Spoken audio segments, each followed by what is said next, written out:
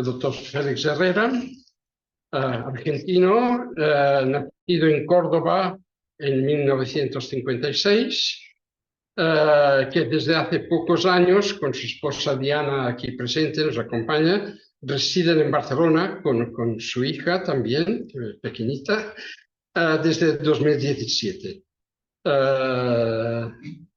Lo conocí cooptado por algunos amigos comunes y desde entonces ha nacido entre nosotros una gran amistad y por mi parte una gran admiración por su coraje en la vida y lo que expresa en su obra. Doctor Félix Herrera estudió Derecho en la Universidad Nacional de Córdoba, Argentina, y Letras en la Universidad Nacional de Buenos Aires. Él es abogado, jurista, trabajó en el Poder Judicial de la Nación de Argentina, fue magistrado del Ministerio Público Fiscal de Argentina, en ambos casos en el área de Derecho Penal, y fue director de Recursos Humanos de la Procuración General de la Nación. Ha escrito varios libros, aquí me he traído algunos de mi colección personal. Son libros de poemas, prosa y verso y novelas, entre otros. Hay uno que ganó el premio de la ciudad de Buenos Aires, un poco como sería el planeta de aquí, pero el equivalente en Buenos Aires. Y es este, el Afocado, que salió en 2006-2007, y que obtuvo el premio del gobierno de la Ciudad Autónoma de Buenos Aires. Ha escrito después varias otras novelas, aparte de libros de poemas, entre los cuales Dora colecciona hechos en 2009, El Ángel Atrapado en 2014, Las Apariciones en 2021 y este mismo año Sacarse el Cuerpo, en homenajes, es decir, para evocar otro escritor sudamericano que es Jaime Sanz. Estos son míos, o sea que no los dejo a nadie, pero voy a pasar la palabra a Horacio para que nos cuente el tema que vamos a cambiar. Aquí no era. Ahí. Ahí.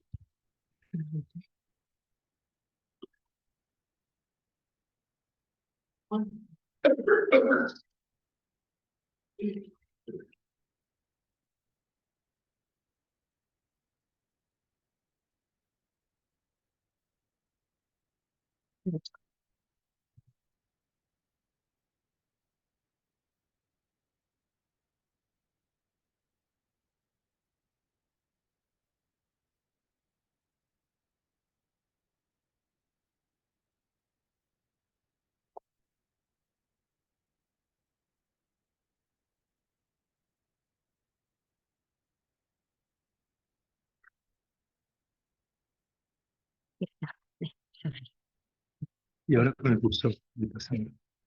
Ok, muy bueno. Perdón.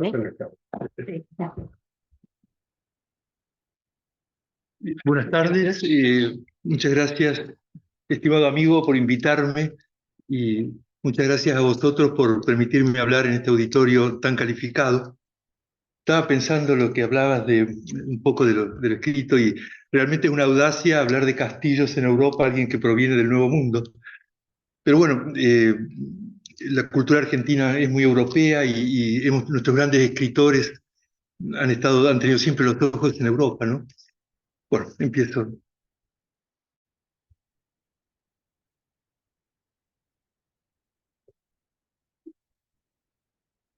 Castillos en el aire. Introducción. Simbología de los castillos.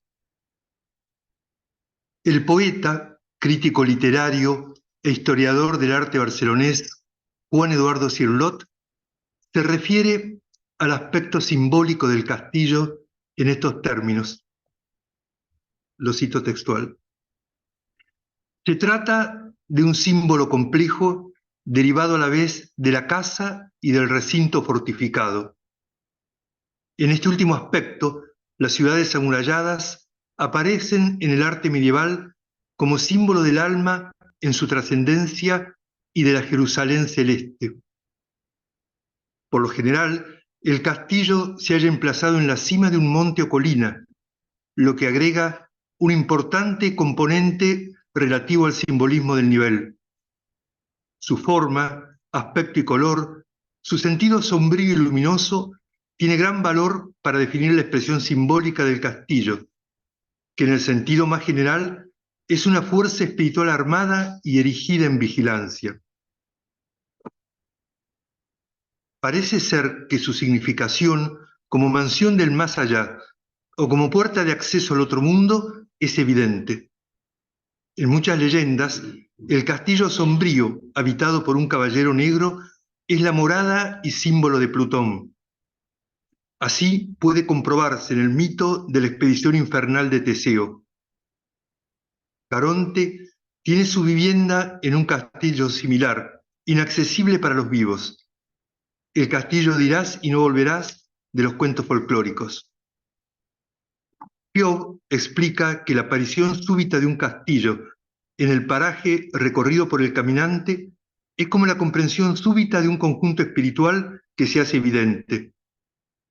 En el castillo, junto con el tesoro, riquezas espirituales en su aspecto eterno, la dama, ánima en el sentido junguiano, y el caballero purificado constituyen la síntesis de la voluntad de salvación.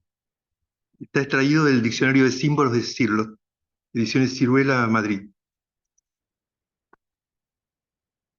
Recorreremos ahora 5 castillos literarios, 2 de los cuales son imaginarios. Primero, el castillo místico de Santa Teresa de Ávila. Santa Teresa de Jesús, reformadora de la Orden de las Carmelitas Descalzas, figura prominente del misticismo cristiano del siglo XVI, empezó a escribir Las Moradas, o el Castillo Interior, el 2 de junio de 1577, completando la obra... cierto. Bueno, gracias.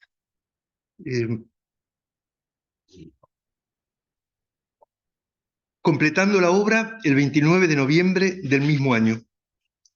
En esta obra le da un giro subjetivo a la idea del reino de Dios como un castillo celestial de altos muros, al decir que el alma humana misma es, cito, un castillo todo de diamante o muy claro cristal, donde hay muchos aposentos, así como en el cielo hay muchas moradas. Cita de Las Moradas de Teresa de Jesús.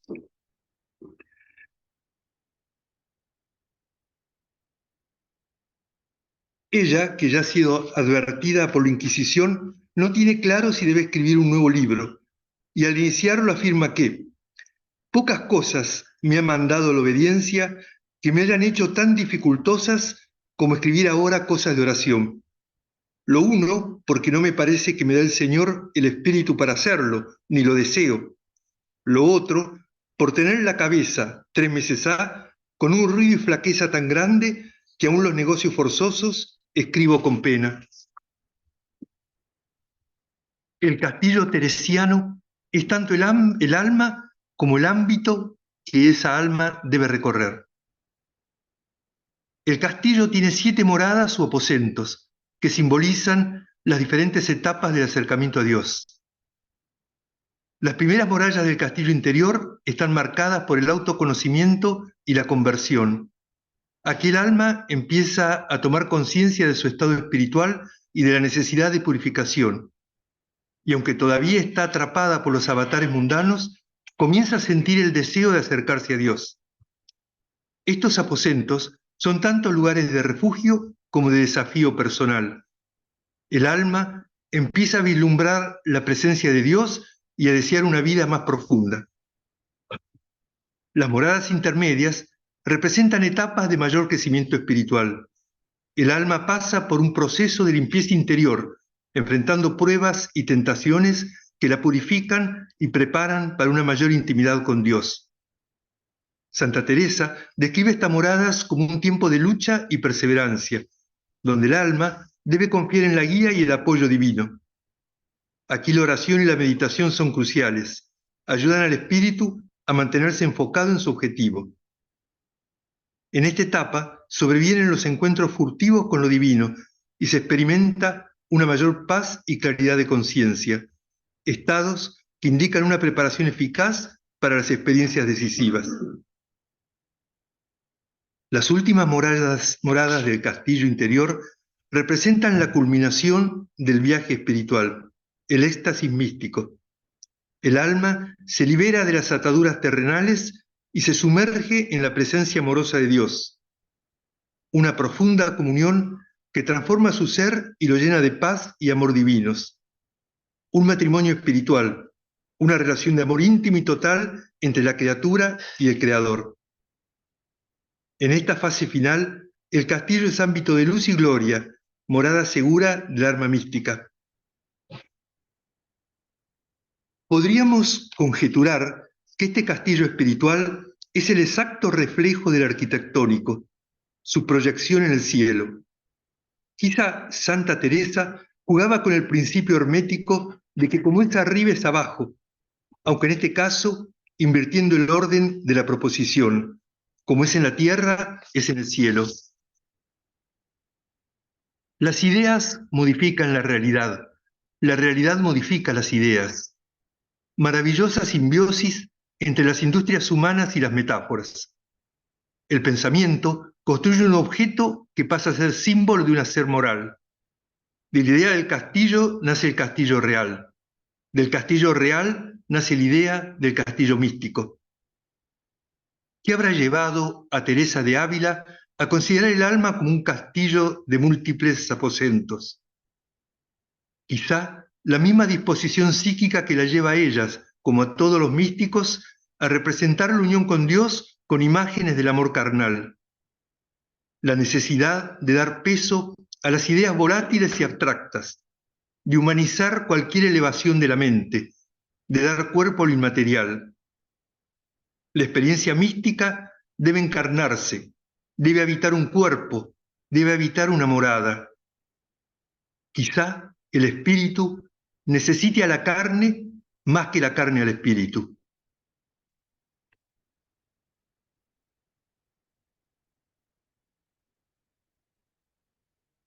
Segundo, el castillo prisión de Chillón, que está en Suiza, ¿no? El castillo de Chillón a orillas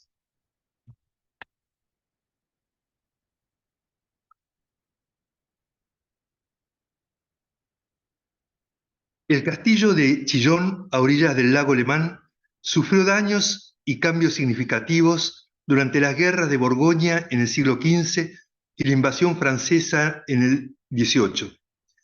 El castillo dejó huellas en los escritos de Jean-Jacques Rousseau, Alejandro Dumas, Gustavo Flaubert y Victor Hugo, quien lo describió así: Chillón es un macizo de torres sobre un macizo de rocas.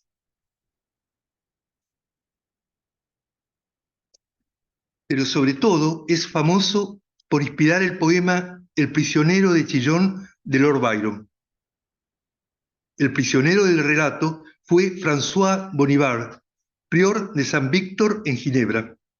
En el siglo XVI fue encarcelado por defender las libertades de Ginebra frente al plan de ocuparla por parte de Carlos III, duque de Saboya. Luego de varios años fue liberado y se convirtió en el héroe nacional suizo.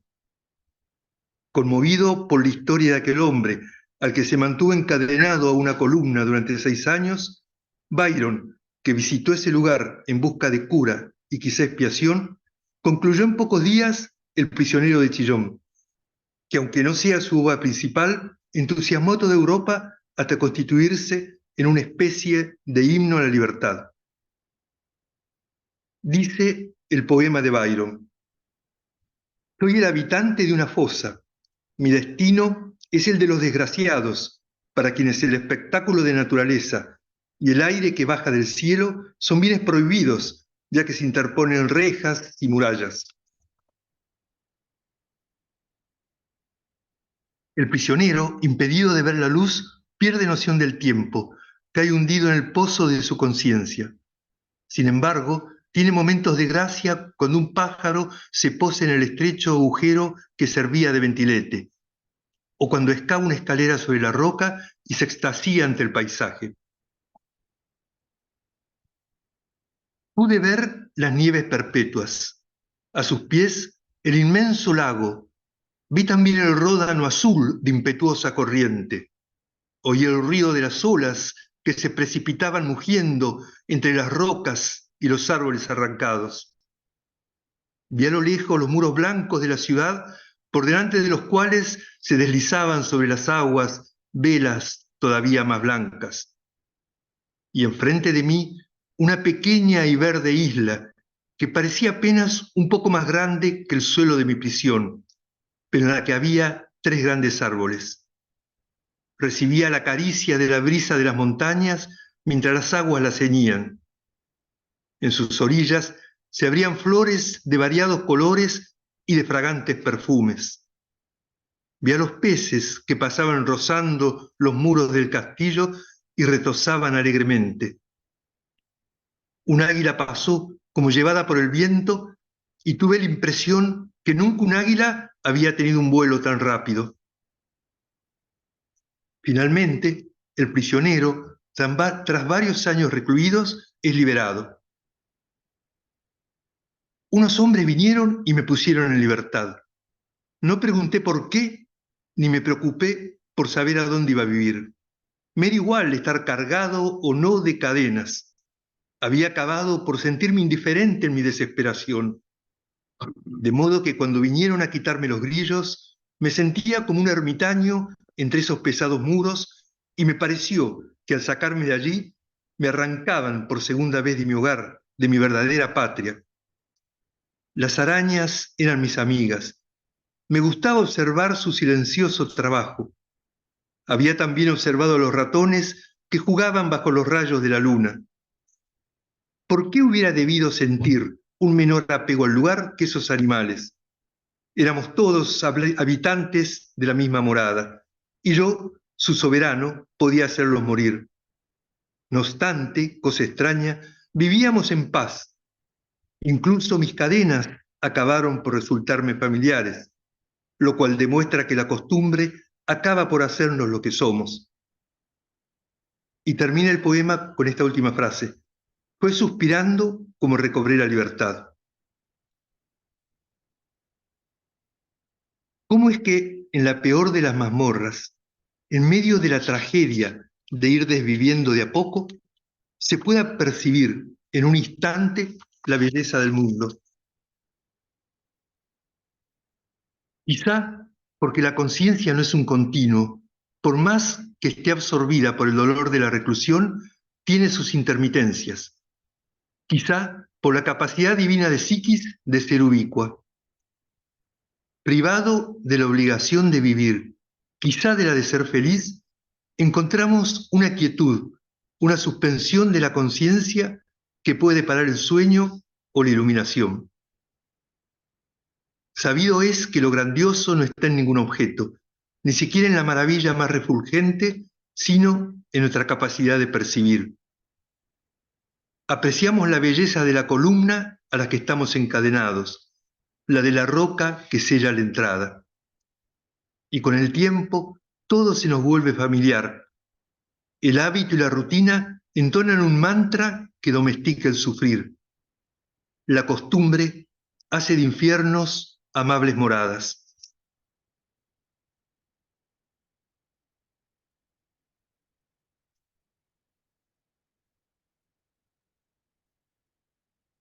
Tercero, el castillo de Heidelberg. El castillo de Heidelberg, en el estado de Baden-Württemberg, al sur de Francia, tuvo su primera construcción en el siglo XIII. Se sitúa sobre una colina que domina la ciudad de Heidelberg y el río Neckar. sufrió daños significativos durante la Guerra de los 30 años y luego por la caída de un rayo en 1764. En la actualidad está parcialmente reconstruido. Sus bellos jardines de estilo inglés recibieron la visita de escritores y pintores del romanticismo. Pero incluso antes del 1800 era frecuentado por artistas atraídos por el río, la colina, las ruinas. El gran pintor inglés J.M.W. Turner estuvo varias veces en Heidelberg entre 1873 y 1874 y pintó repetidamente el castillo. Mark Twain, en ocasión de un bloqueo creativo, y Victor Hugo fueron otros visitantes del castillo. El francés, en sus cartas y diarios de viaje, lo describió con una mezcla de admiración y melancolía. Johann von Goethe fue otro de los paseantes por este castillo. Allí supo verse con su joven amada Marianne von Willemer. Gran parte de los poemas de Goethe, incluidos en el Diván de Oriente y Occidente, una antología inspirada en la poesía persa, se remontan a la época de la correspondencia entre el poeta y Marianne von Willemer. La joven respondió a los poemas de Goethe con versos propios, que luego Goethe retocó e incluyó, sin decir que eran de ellas, en el libro de Zuleika. Así, el admirable juego poético, el diálogo erótico lírico, se transformó en literatura vivida.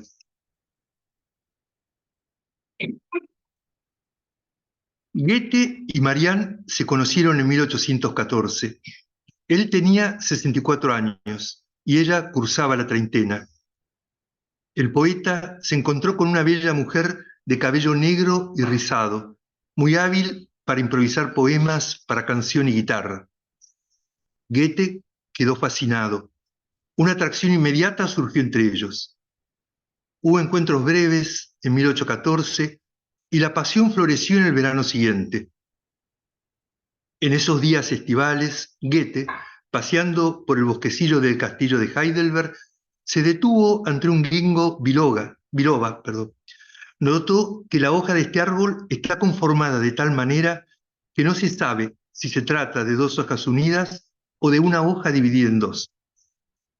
En ese trance compuso un poema alusivo, símbolo de la fusión entre él y Marianne.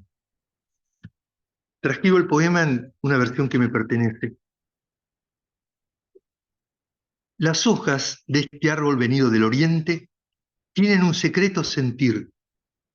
El sabio atisba en la hoja de ginkgo a un ser vivo que se divide en dos mitades. ¿O son dos seres que tanto se comprendieron que decidieron fundirse en uno solo? La clave de este enigma tan inquietante creo haberlo hallado en mí. ¿No puedes sentir tú en mis miembros que yo, como uno y doble, soy entero? Goethe envió a Marianne una hoja de ginkgo y el 15 de septiembre de 1815 leyó el borrador del poema a ella y a sus amigos. El 23 de septiembre, Goethe y Marianne se vieron por última vez.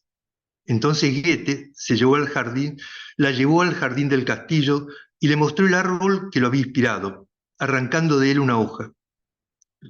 5 días después le mandaría a Marianne un pliego con el poema original y la hoja pegada junto a él. Los dos amantes se siguieron escribiendo hasta la muerte del poeta.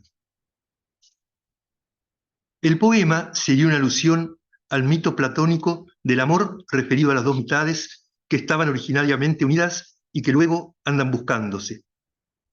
Pero se habla también de la unidad duplicada en sí. El que en mí poetiza es distinto del que vive en el mundo. Así, la pregunta, ¿no puedes sentir tú en mis miembros que yo, como uno y doble, soy entero?, apunta a que este amor bifronte, una cara en la literatura, la otra en la vida, oscila entre el mito y la realidad.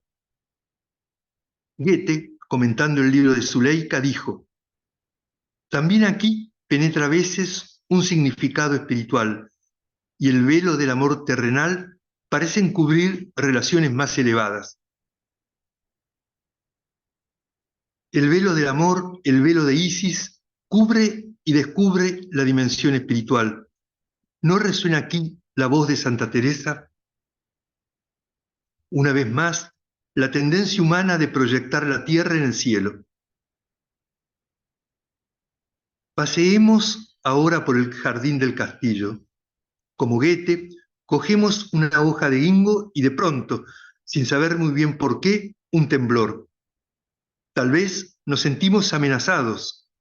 Ser uno y doble es un destino trágico, el misterio de nuestra conciencia, una grave escisión en nuestro espíritu, herida, bipolaridad, la falta original de los cristianos. Quizá seamos portadores de la dialéctica de los dioses y vivamos enfrentados a un espejo sin saber muy bien cuál es la copia, cuál es el original.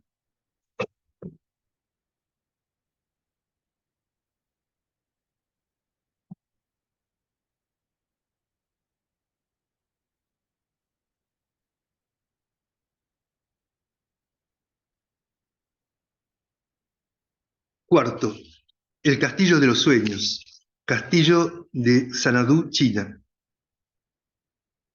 Kublai Khan, 1214-1294, nieto de Genghis Khan, había expandido el imperio mongol y establecido la dinastía Yuan en China. Su residencia de verano en Xanadu, también conocido como Shandu en Mongolia Interior, era más que un simple castillo. Mezcla de fortaleza militar y palacio imperial, había sido diseñado para impresionar a los visitantes y demostrar la grandeza del Khan. Los restos modernos más visibles son las murallas, así como la plataforma circular de ladrillo en el centro de la ciudad interior.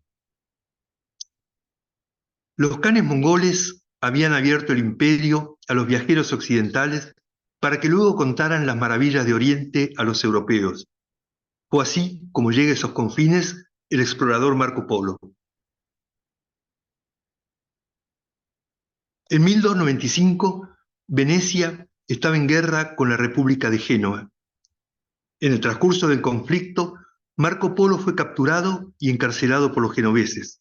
En esas circunstancias conoció al escritor Rustichello de Pisa, a quien relató sus fabulosos viajes, que luego fueron transcritos por este en el libro Il Milione, en castellano, Los viajes de Marco Polo.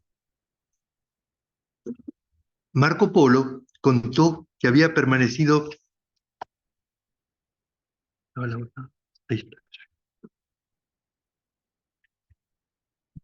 Marco Polo contó que había permanecido 23 años al servicio de Kublai Khan, llegando a ser consejero imperial, y ofreció descripciones detalladas de la opulencia de la corte mongola y del esplendor del palacio de Xanadu.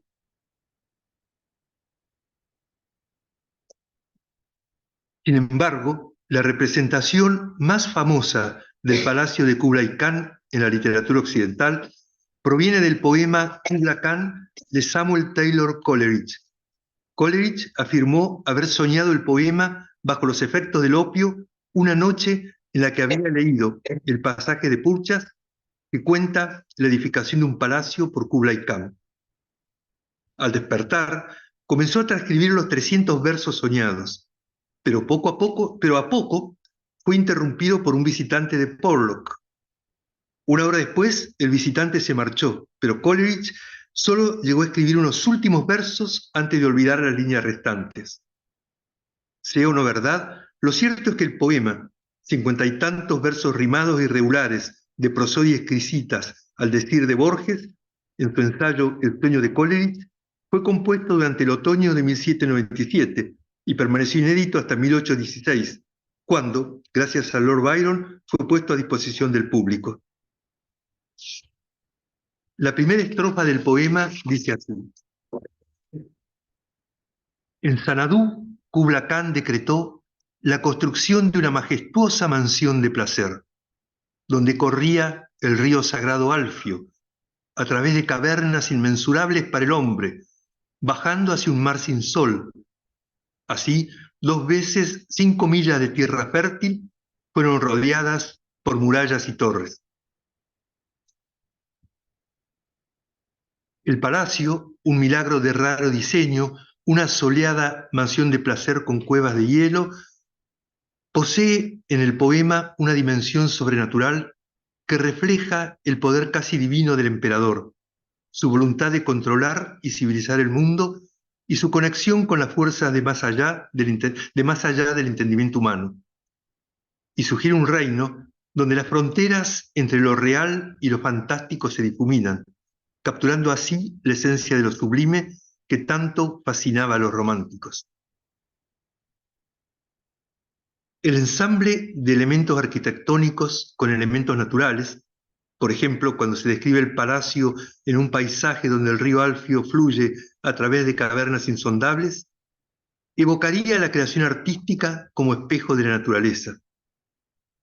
Esto se refuerza con la imagen del círculo, el palacio rodeado de murallas circulares, que denota perfección y aludiría también al propio proceso creativo de Coleridge, en este caso inspirado y potenciado por su visión onírica, situación muy propia del romanticismo.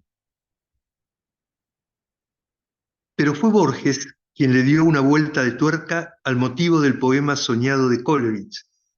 Borges señala que en una página del compendio de historias de Rashid el-Din, que data del siglo XIV, se leía que al este de Shandú, Kublai Khan erigió un palacio según un plano que había visto en un sueño y que guardaba en la memoria. Y agrega Borges que un emperador mongol en el siglo XIII sueña un palacio y lo edifica conforme a una visión. En el siglo XVIII, un poeta inglés que no pudo saber que esa fábrica se derivó de un sueño, sueña un poema sobre el palacio. Borges, luego de enunciar 3 hipótesis sobre ambos sueños, este raro encadenamiento onírico, enuncia una cuarta, más elaborada, que postula que el primer soñador, el emperador, tuvo la visión del palacio y lo construyó. El segundo, el poeta, que no supo del sueño del anterior, tuvo la visión del poema sobre el palacio y lo escribió. Con el tiempo, quizás sobrevenga un tercer soñador que soñará el mismo sueño y no sospechará que los otros lo soñaron, y le dará la forma de un mármol o de una música. Quizá la serie no tenga fin, o acaso, dice, un arquetipo aún no revelado a los hombres está ingresando paulatinamente al mundo. Su primera manifestación fue el palacio, la segunda, el poema. Quien los hubiera comparado, concluye, habrían visto que eran esencialmente iguales.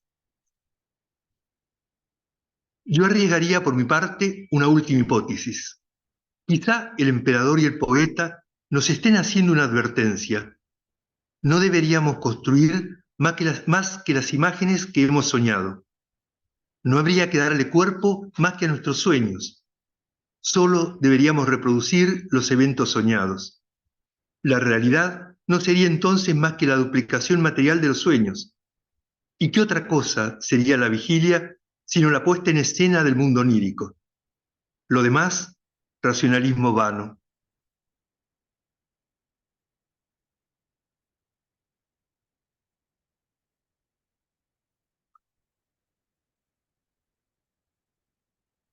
Quinto, el castillo de Kafka.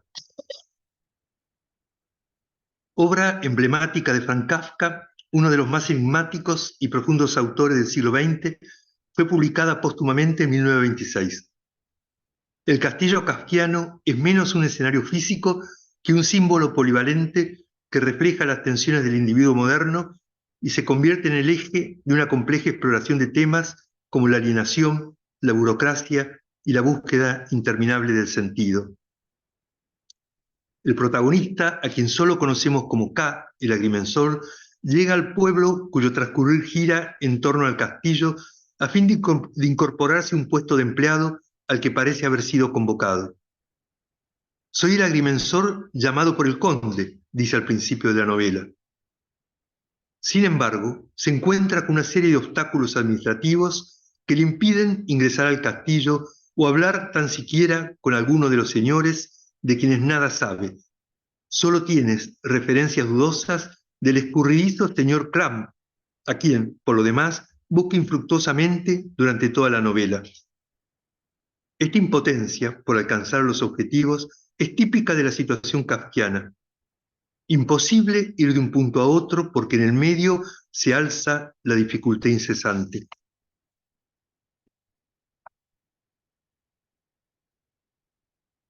El castillo es la gran oficina, un ámbito misterioso que todo lo abarca y representa un sistema de poder y control tan omnipresente como inaccesible. Situado en lo alto de una colina, dominando el paisaje, la ubicua oficina es el centro de una vasta y opaca burocracia, cuyas reglas y procedimientos son incomprensibles para los temerosos habitantes del pueblo. A través de sus funcionarios ejerce una autoridad opresiva, dictando sus vidas y limitando sus libertades, lo que refuerza la sensación de impotencia del protagonista. Reino de la arbitrariedad, trasunto claro de la alienación moderna. K, en su lucha por acceder al castillo y ser reconocido por las autoridades, se enfrenta a una maraña de intermediarios y comunicaciones ambiguas que lo mantienen en un estado constante de incertidumbre y frustración. Sin embargo, persiste en su objetivo hasta el final inconcluso de la novela. Su lucha vana contra las fuerzas impersonales de la burocracia refleja la situación contemporánea, en la que las instituciones públicas parecen operar de manera autónoma, desconectada de las necesidades y aspiraciones del ciudadano. En este aspecto, el libro es una parábola poderosa sobre la naturaleza del poder. Desde otro ángulo, los ensayistas Alberé y Boadref dicen: en el interior de una fábula alegórica, llegar al castillo donde se ha sido contratado como empleado, K busca el sentido y la lógica de la existencia para descubrir interminablemente que carecen absoluto de ellos y que no pueden ser dados en bloque y sencillamente. Así, la obsesión de K por acceder al castillo puede representar la lucha continua y estéril por la búsqueda de sentido, por la persecución de una verdad tan elusiva como el señor Clam. Se trata, en definitiva, de nuestra incapacidad para comprender por completo el mundo que nos rodea. Podría definirse la literatura de Kafka como el meticuloso y obsesivo desarrollo de las pesadillas primordiales. Kafka es el amanuense de nuestros sueños más absurdos, el escriba de las zonas fallidas de nuestro mundo onírico, su geniecillo transcriptor. Su escritura tiene la naturaleza de los sueños. Esos sueños universales de impotencia, frustración, imposibilidad de llevar a cabo algo, de poder huir. Esos delirios circulares, esas ideas sin concierto que nos atosigan con su repetición de disco rayado. Esas situaciones en las que la muerte es un verdugo que no termina de ejecutarnos, en la que la naturaleza se nos vuelve hostil, en la que somos una maleta que gira y gira en la cinta de un aeropuerto porque nuestro dueño innominado no aparece. Kafka, el notario, registra esas imágenes oníricas que se transforman en lugares sin salida. Toma nota de cuando nada termina de suceder, de cuando nada deja de ser. Las pesadillas ilustran con su arte gótico nuestros terrores cotidianos. Kafka ilustra con su arte del absurdo esas pesadillas. Sus relatos son sueños de sueños, así como el poema de Coleridge es el sueño de un castillo soñado. ¿Cómo huir de ese encadenamiento onírico?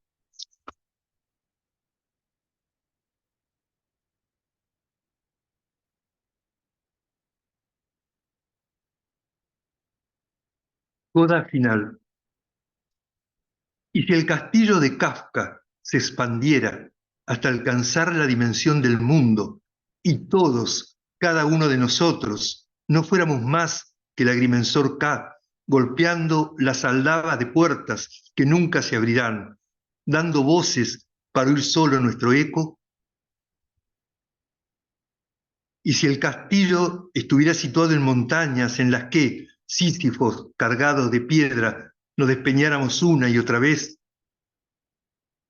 y si además fuera el Edén de Tántalo y muriéramos de hambre y sed sin poder alcanzar los frutos que el viento aleja cuando estamos a punto de cogerlos, si no fuera más que el centro del borgiano laberinto de los senderos que se bifurcan al que nos han destinado sin el hilo de Ariadna, y si los castillos que hoy hemos repasado se transformaran en satélites, en anillos que nos rodean, el primer anillo, el áspero castillo interior de Santa Teresa, el segundo, el castillo prisión de Chillón, el tercero, el turbador castillo de Goethe, el cuarto, el castillo de belleza asfixiante de Gengis Khan, y finalmente, girando como un carrusel al que nunca podrá subir, el neurótico castillo de Kafka. Y si así fuera, ¿cuál sería nuestra escapatoria?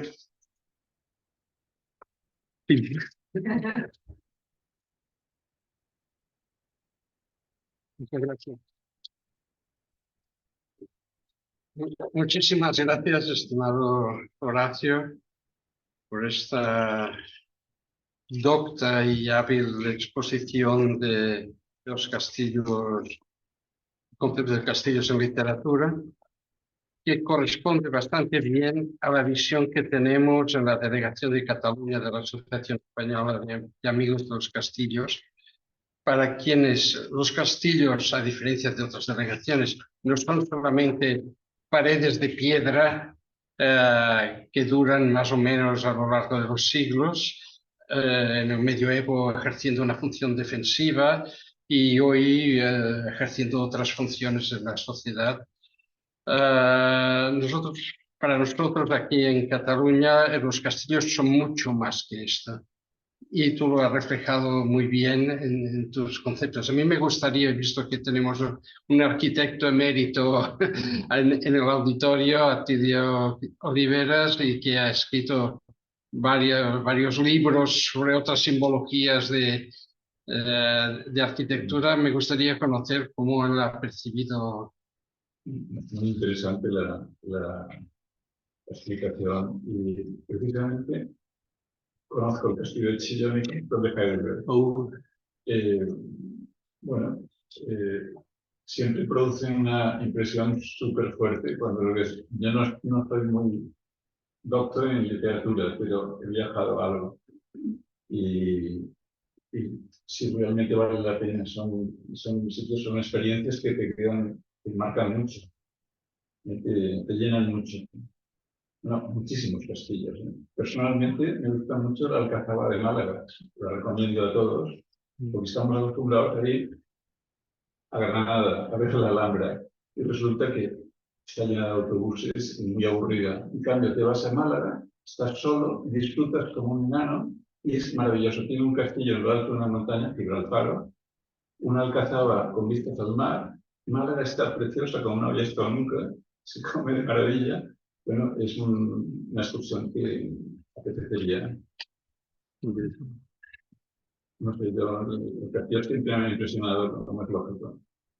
Sí.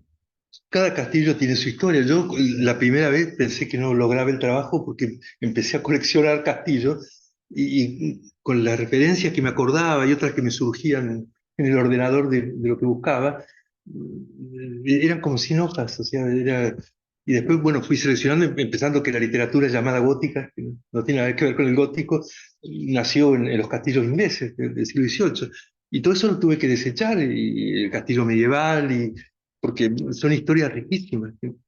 Y bueno, seleccioné un poco estas que... Una pregunta, el castillo de Xanadu, Sí.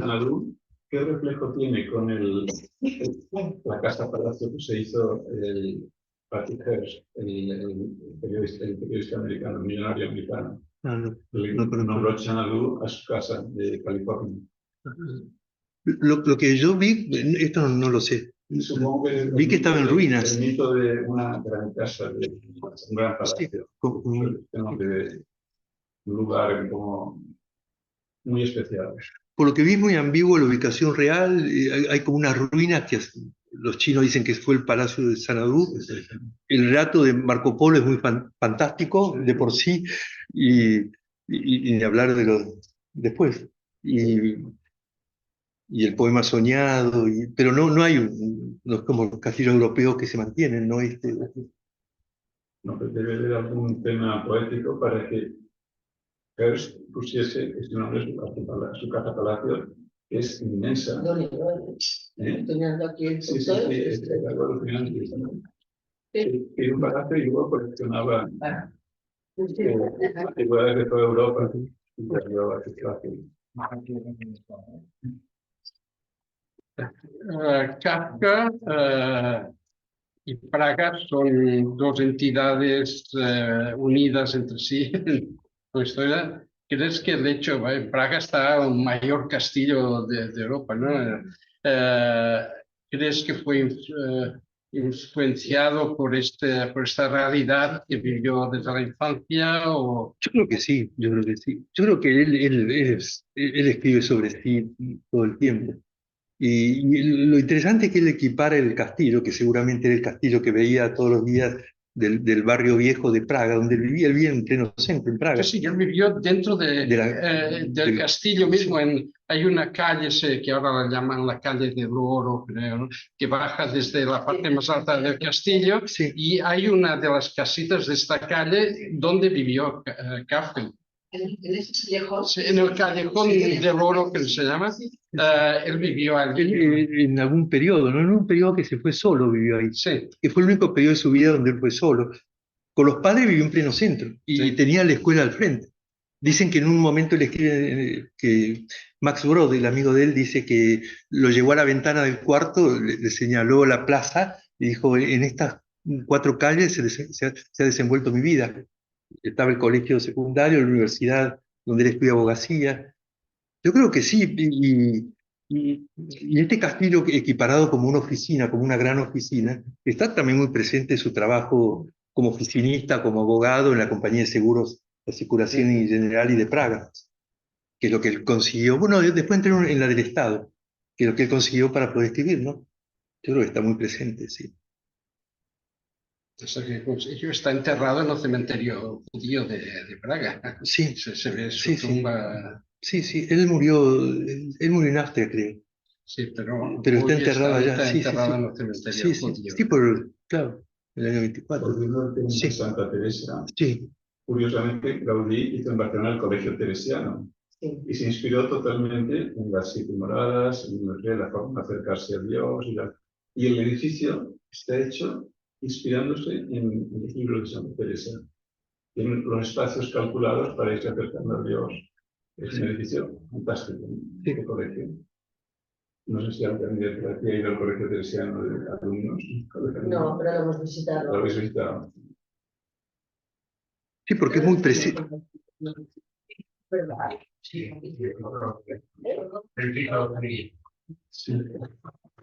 Bueno, es que la gracia es que lo usas como contexto, como pretexto para hacer el proyecto.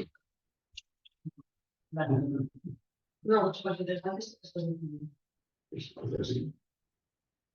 Y ahí justamente de una idea abstracta del castillo sale el castillo concreto. Sí. Bueno, en este caso el Colegio Teresiano.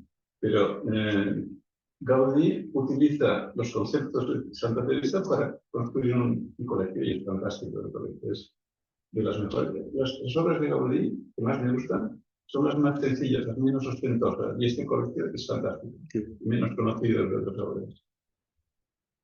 Sí. Pues muchísimas gracias, Horacio. Si tú nos autorizas, nos gustaría publicar tu intervención en el próximo número de la revista Castellum. Sí. Después te lo mando por favor. Estamos preparando ahora la próxima edición de la revista Castellum y creo que será muy apreciado. Que sepas que lo que hemos grabado en YouTube estará disponible también. Ya te daré las referencias. Y pienso que en la próxima conferencia, que es la del doctor Fernando Martínez Pintor, se evocará lo que tú has dicho del Desarrollará, castillo de... sí, sí. Vale, pues muchas gracias. Vamos a charlar entre nosotros alrededor de un pequeño aperitivo, digamos, que Elena está preparando y será siempre bienvenido. Además, no es la última vez que vienes, pues que me ayudaste en una de mis conferencias.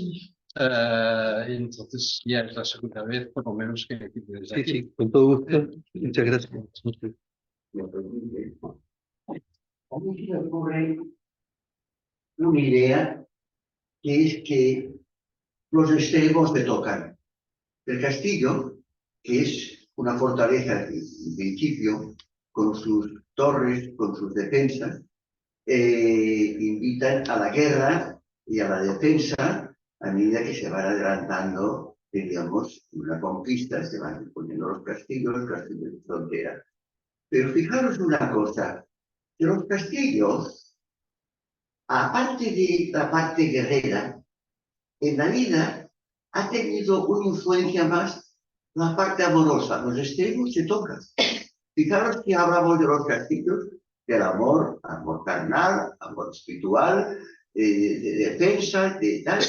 Pero el castillo, y a medida que van pasando los años, aquellos castillos que son oscuros, con pequeñas, para defenderse, con pequeñas ventanas y con sus aspilleras, cada una para los mosquetes o para los cañoncitos de aquella época, vemos que a medida que ello se va abriendo y va entrando a la luz del sol y de la belleza, entra dentro del castillo. Porque el castillo al principio es frío, ¿no? Intentas calentarlo y resulta que lo que empezó por guerra termina en la paz. Es más, en Francia veréis que muchos castillos que en principio se llamaban los castillos Chateau, ¿qué tal?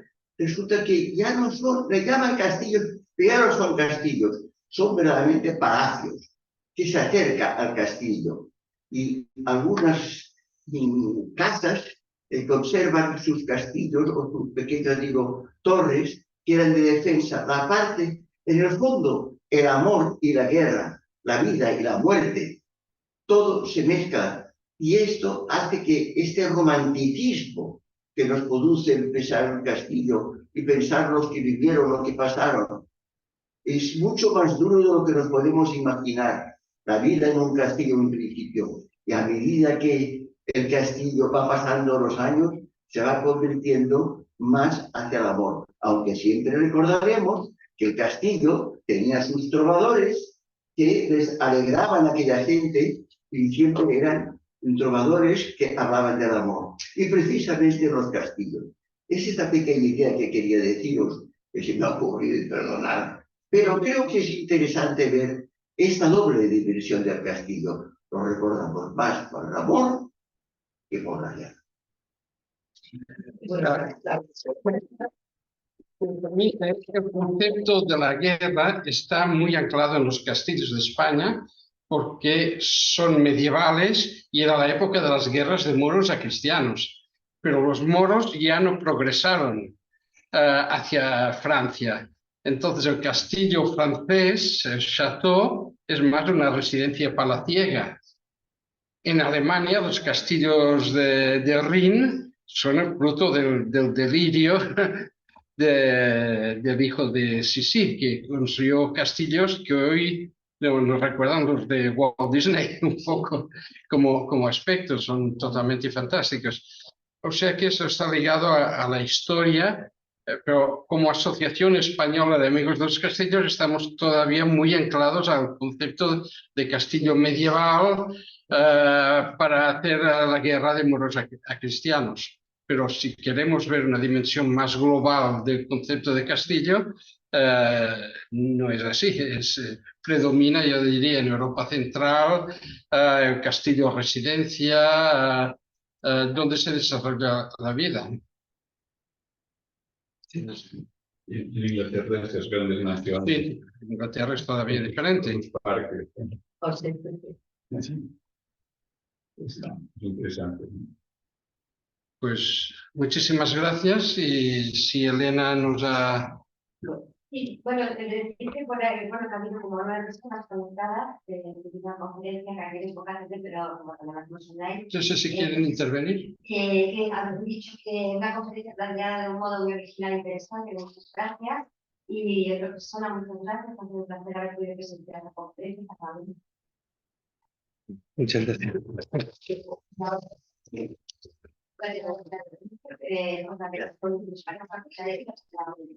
Muy bien. ¿Tenéis alguna pregunta online? Manuel. Nadie dice nada. Pues ya está. Espera, un momento, que es que, no, que tengo que están silenciados.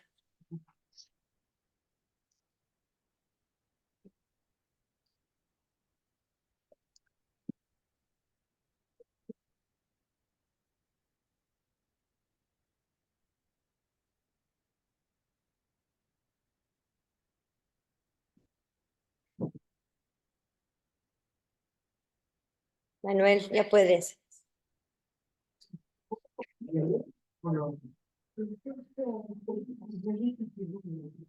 No se te oye.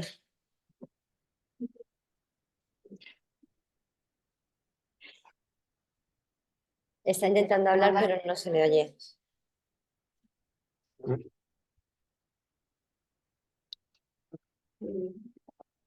No sé si tienen alguna pregunta. Saps què? No, jo no estic cansada. Però què heu fet? Heu baixat, mira, i fet lo de la meditació del papa que està parlant. Però ara Bueno, adiós a todos. no, ara la Si faig no, jo. hablamos por teléfono, Manuel. Però ara vaig, són les 8:10. Nosotros seguimos aquí un rato.